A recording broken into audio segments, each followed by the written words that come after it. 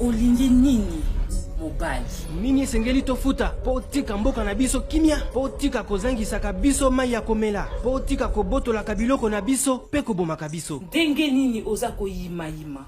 Boza na liziba ya mai pembeni ya ndako na ngai. Basi ya mboka na bino baza na bikomo bapomba na bandako na bango. Pe oza kaka na bomo. Noko, nazima na yo. Hein? Oh! Yo! Noko, naluka mwasi. Alamu.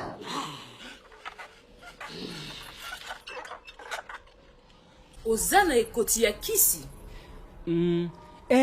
Pona nini ezobenga yo noko? Eza ekoti ya maele. Memelanga yango. Te, nakopesa yango te. Nakotika mboka na bino na kimia soki opesi nga ekoti na yo. Okoki kokabanga eba yandoki te.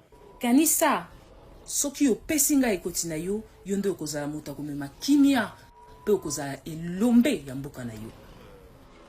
Ndima, yango nde esengeli kozala. Ya solo, nandima.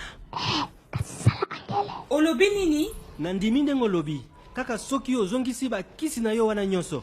Nakokitisa ekoti na mabele, okotika nanu nakoma musika, yambo ete otinda bazo yango. Malamu toyokani.